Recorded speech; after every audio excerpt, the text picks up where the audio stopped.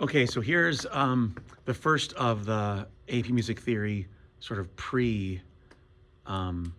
semester lectures. And this is all about the staff. And your end goal here, what you want to be able to do by the end, when class starts, is be able to name all the notes on the grand staff from C2 to C6. And I'll show you what all that means over here. I'll move this camera around. There's this, you should be able to see a staff now, right? Yeah, it's pretty good.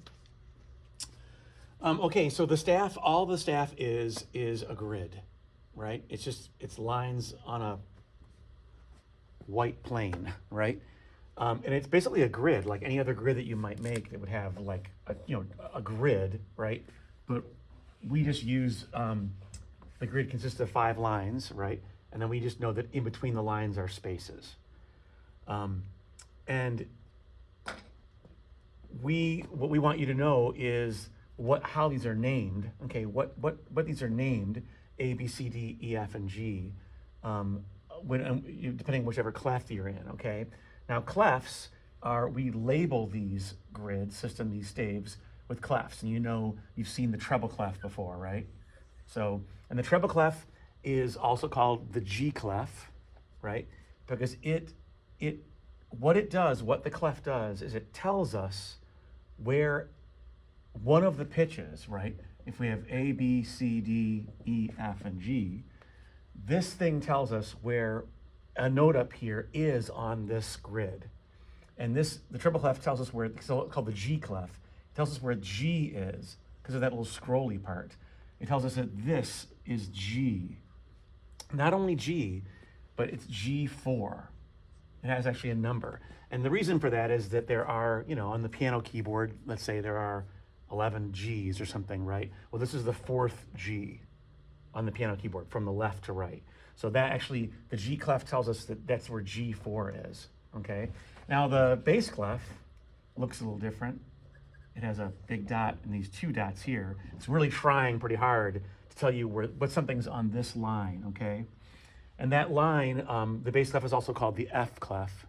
And it's telling us that F, now this is F3, okay, is on that line. So those clefs just tell us where these pitch levels are, right? We know we have different pitch degrees in music, high and low. Where are those on the staff? And this is what the bass clef and treble clef tell us. The bass clef, the F clef, and the treble clef, the G clef, okay?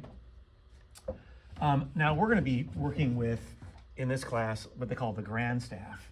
And that has actually both clefs, right? And they're put together by a bracket. It looks like that on the left side. And this is what piano players play, right? The left hand plays the low stuff, the right hand plays the high stuff. And you need to know, remember your goal was to name all of the notes, right, between what I called C2 and C6. So we know that we have G, we know we have G4, right? We know we have F3, okay? I made it kind of messy. F3. So this is F3, and this is G4, all right? Right in the middle of the treble clef and bass clef on the grand staff is only one note, and it's only one ledger line. We draw a line in the middle, and that's middle C.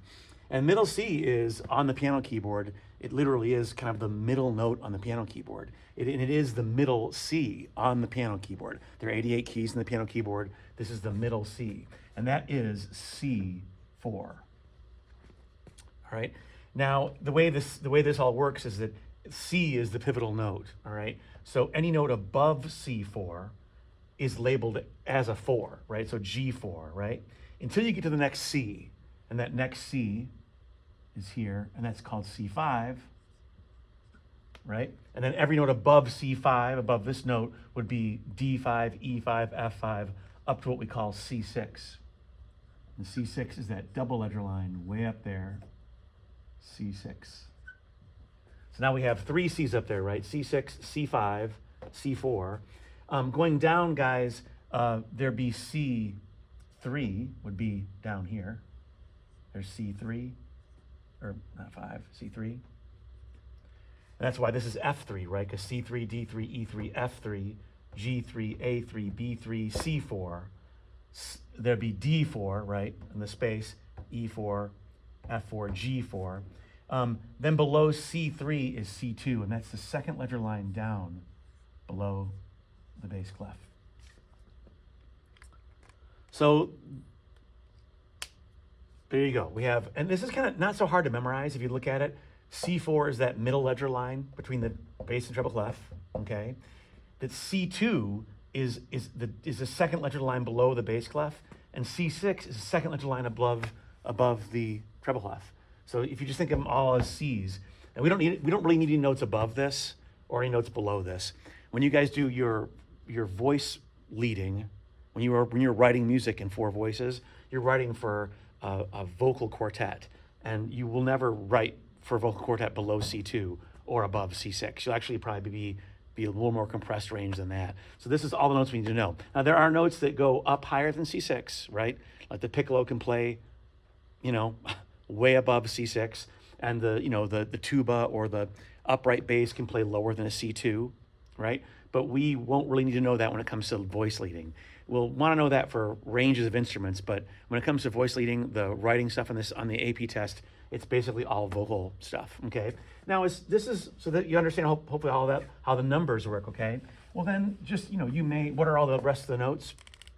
If you want to, you can use the system we always use, right? We know we have every good boy deserves fudge or does fine, right? That's the treble clef now, right? The bass one was, I think, good, wasn't it? Good boys do fine always, right? You can use those systems if you want to make it quick and easy to do. We know that the spaces are F, A, C, E, right? We know that the bass clef, I always used Ace G, like it's some rapper's name or something, right? Ace G. And that's all your notes there. And then we know that this note here again is what? Oh, crap. I mean, it looked pretty bad. That is C4, right? The one between the treble and bass clef is C4. And then, of course, we have, in the word face says C, it has C3 there. So your goal now is, what you could do is simply, you need to, well, I guess before I say that, don't get confused by this either. Now, you know what that's all about, right? Remember, good boys do fine always, bass clef, every good boy deserves fudge or does fine is the treble clef. We have face and Ace G, okay? The one thing that confuses people sometimes, is that this middle C right here, that there are notes, that there is a space above and below the staff, and that this actually is a note, okay? And it isn't part of our every good boy does fine or our face, right? So, but we know this is C4, so this simply is one note above C4, it'd be D4. And of course, there's our every good boy does fine, the E. And going backwards, going down, we know that this is A3, right?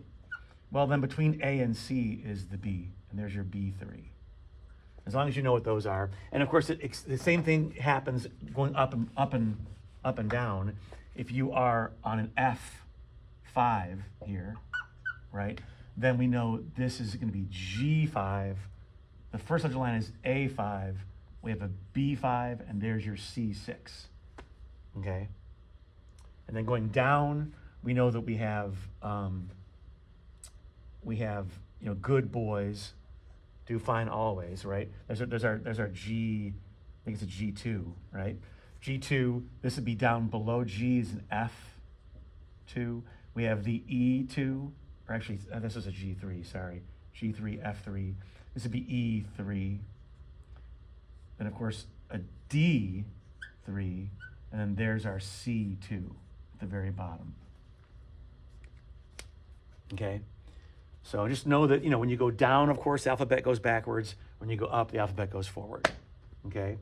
So now what you want to do is you want to go, I posted in a folder there, there are drills, and just use the drills. There's also a musictheory.net lesson you can watch. I'll post a link to that too, that explains all this again. But these drills are kind of cool. It'll have a line, right? And you have to tell it, you have to simply just like fill in the notes, and then you try and time yourself. But you have for the AP theory class, you need to be able to know what these notes are on the staff like this. some of the things are timed on the test, and you won't be able to like try to figure that out. So drill yourself this summer on making sure you know the notes of the grand staff from C2 to C6.